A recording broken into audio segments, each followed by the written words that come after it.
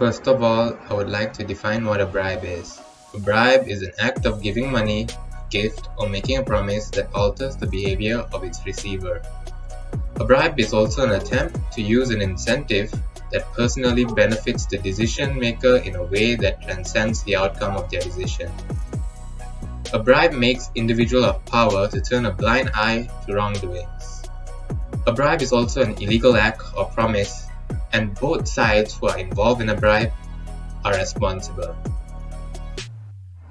Now, we would like to explain why we think bribery isn't morally right.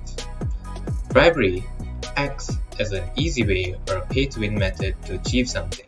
For example, in video games, some people work really hard to reach a certain high level, and some people pay money to reach the same high level in a shorter time. We can put that in a real-life situation, where some people have to work really hard to accomplish something, but when bribery is involved, it is so easy for a person to accomplish almost anything with the right price. Secondly, not everyone has money to bribe. Money is power.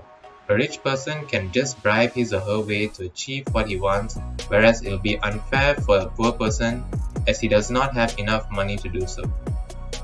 Thirdly, bribery encourages other unethical behavior. By accepting bribery, it will be easier to pay off any officials or authorities whenever a person has done something unethical. Hence, more people will perform more unethical acts and use bribing as a means to escape from being caught. Last but not least, bribery ruins the good faith and trust of a business. Everyone in a business and outside of the business counts on the good faith and trust that is shown by the employees and the management of the business. If such faith and trust cannot be shown, it will jeopardize the business entirely, including the customers and the shareholders.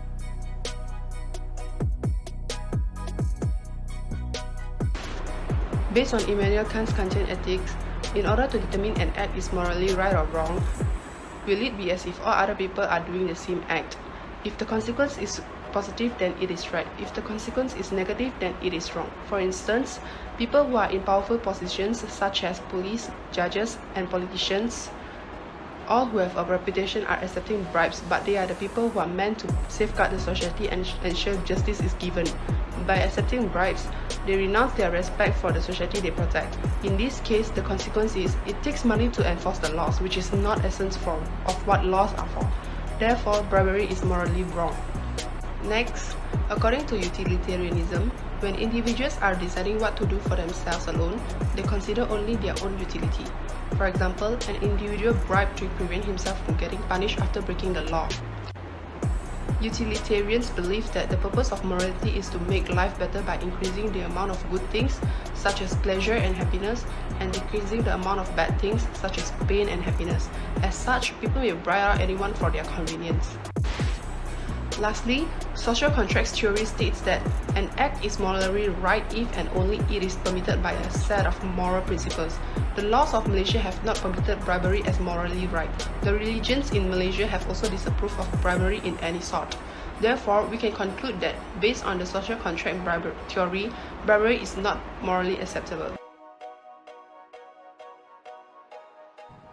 Hi, my name is Gwen and I would like to talk about no-gift policy. A no-gift policy is defined as a principle to be complied by Sunway and its employees to not exchange any gift that can be or is considered bribery, be it directly or indirectly. The primary purpose of such policy is to prevent the conflict of interest or the impression of conflict of interest for the parties involved in exchange of business. In addition, implementing a no-gift policy acts as a guidance of ethics of acceptance for Sunway Berhad and its employees on what is permissible as gift and what is not. It shows that Sunway's employees exhibit professionalism by treating their clients equally with integrity when conducting business with them. Thus, the presence of such policy may enhance Sunway's reputation as a company. However, there are exceptions to Sunway's no-gift policy. Sometimes, modest gift or certain means of hospitality, entertainment are considered common exchange of business courtesies. This is a locally accepted business culture that is used to establish positive relationships between Sunway and its potential clients. These practices may deem appropriate when it fulfills the following criteria: bona fide, no obligation, no undue influence, made openly, abide the law, accord with stakeholders' perception, proportionate to the occasion, conform with recipients' rules, infrequent, documented, and reviewed by management.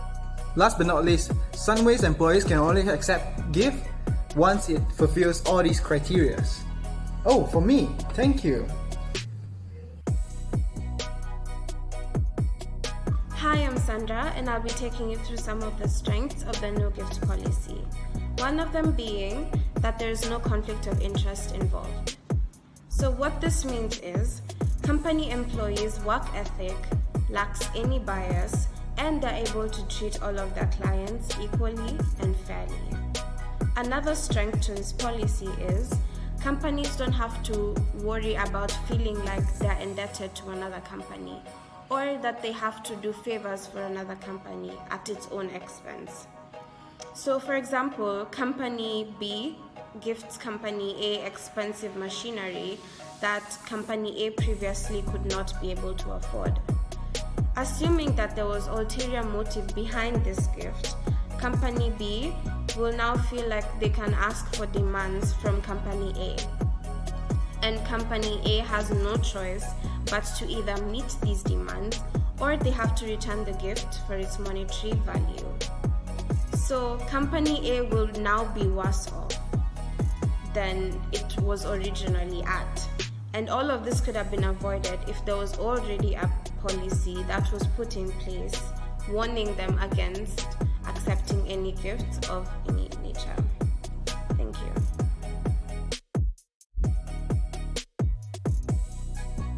Hi, my name is Lim You Jing. I'm here to answer the question 4, recommend improvement to 2 areas of weaknesses concerning the no gift policy.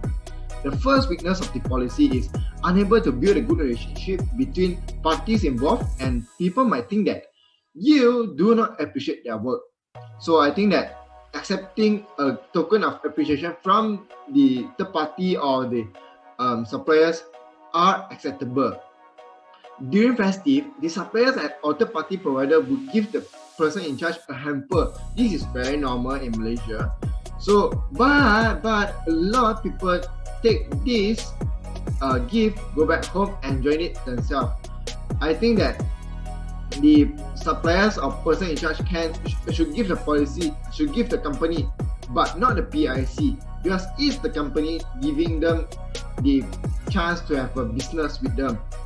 Hence, the policy should state clearly which is the gift can be accepted by the person in charge, but he or she should bring it to the company, not keep it to themselves, because the plants or flowers or the hamper can be displayed in the lobby or at another central location where all the employees may enjoy their present. Next, weakness in this APC policy, which is it does not state clearly the definition of gift. In this ABC policy, it only stated money, goods or services which is given appropriately are a mark of friendship or appreciation. But what does it mean by goods or services? How do you define it? Some employees might be very confused of it. So I think of the some way ABC policy could make it better by stated it. For example, goods like cards, thank you notes, certificates or other written form of thank you notes and recognition are acceptable. These are the weaknesses that are identified in this ABC policy and the solution from me. Thank you.